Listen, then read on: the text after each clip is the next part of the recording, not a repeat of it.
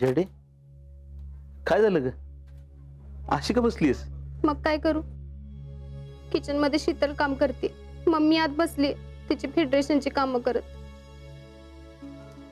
जिंके त्यांच्या कामात आहेत, जीजी देवा पुढे बसली आणि तुम्ही तुमच्या कामात आहे. मग मी कुणाशी बोलू आणि काय करू? काय काम करायला गेले तर मम्मी करू देत नाही. कुठं बाहेर पडायचं म्हणलं तर ते बी पडता येत नाही. लोक काय म्हणतील हाच विचार येतो मनात. तुम्ही सगळे तुमच्या कामात आहे, मग मी काय करू? इथं तरी बसू का नको? अगं जेडे असं का बोलतीयस ग? मग कसं बोलू? जेडे मला कळतंय संजय तुझ्याशी असं वागल्यामुळे तुला या परिस्थितीतनं जावं लागतंय बा, पण आपला काही इलाज आहे का? आपल्या हातात काय आहे? जेडे मला वाटतंय आपण एकदा संजयशी बोलावं. अगं आतापर्यंत त्यांचा राग निवळला असेल. त्याची काहीच गरज नाही. आपण 17दा फोन केले पण त्यांनी एकदा बी फोन उचलला नाही. तुम्ही त्यांच्या घरी गेला तर तुम्हाला नको तसं बोलले. आता आपल्यातल्या कुणाचा अपमान झालेला मला नाही चालणार. अगं पण पप्पा, जो माणूस तुम्हाला नको ते बोलला त्या माणसाचं तोंड बी बघायचं नाही मला. जेडे अगं असं म्हणून कसं चालेल? हे बघा पप्पा, तुम्हाला मी इथं नको असेल ना तर तसं सांगा. कुठे जायचं ते माझं मी बघते. अगं जेडे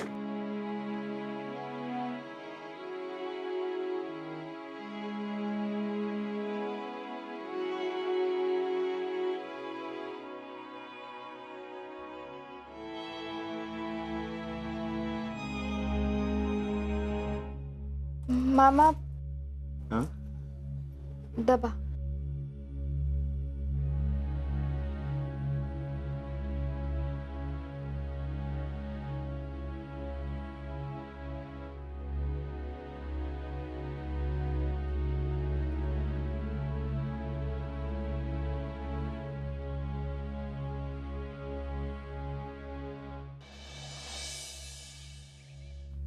मामा, अरे गाडी पुसून ठेवली मी.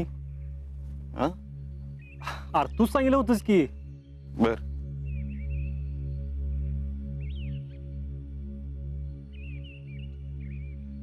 मामा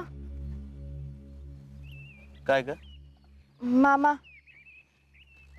मी जेडीचं बोलणं ऐकलं. मामा अहो, तुमच्या मनाला जो त्रास होतोय ना तो मला कळतोय. मला जरा कुठं काय झालं की नानाला जो त्रास होतो तो मी त्यांच्या डोळ्यात बघितलाय आणि आज तोच त्रास मी जेडी साठी तुमच्या डोळ्यात बघते. मला माहितीये कुठल्याच बापाला आवडणार नाही त्याच्या पोरीबर असं झालेलं.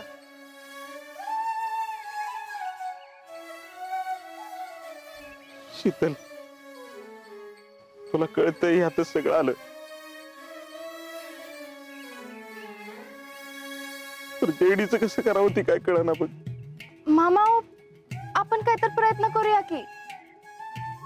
अगं अजून किती प्रयत्न करायचे? एवढे प्रयत्न केले तरी काय उपयोगच होईना झालाय. मी न पुष्पी त्यांच्या घरी गेलो होतो त्यांची मनधरणी करायला, पण ती त्यांचा ठेका सोडायला तयारच नाहीत. संजू तर काय ऐकूनच घेना. एक शब्द ऐकला नाही ग त्यांनी आमचा. मी म्हंटल रागात आहेत, 2 दिवसांनी राग शांत होईल, आपण फोनवर बोलू त्यांच्याशी. पण माझा फोन पण उचलत नाहीत ते आता. रोज रोज घराच्या एडीला असं बघतो ना, काळीच तीळ तीळ तुटत माझं. डोळ्याला डोळा लागत नाही, घशाखाली घास उतरत नाही, कामात लक्ष लागत नाही. वाटतं कसं होणार हिचं? शीतल बापाचं काळीच आहे का माझं? कोण बोलणार त्यांच्याशी? कोण त्यांना समजून सांगणार? कुठून तरी धागा जुळला पाहिजे का ना?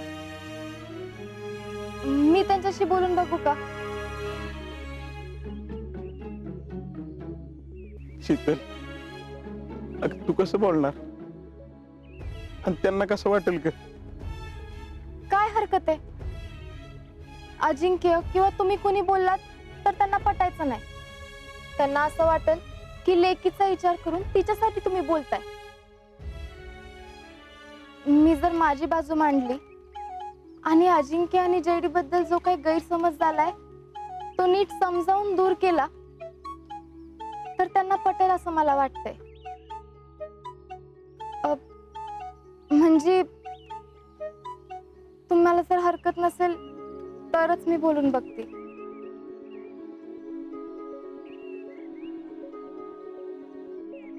तुझ्या बोलण्यानं जेडीचं भलं होणार असेल तर तू बोल त्यांच्याशी. मामा, हं?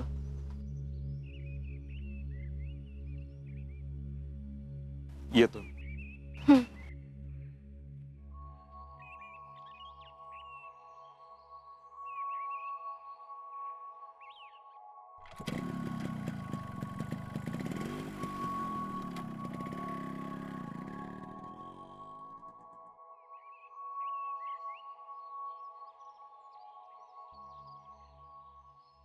तुला खरंच असं वाटतंय का तू संजयशी बोललं पाहिजे?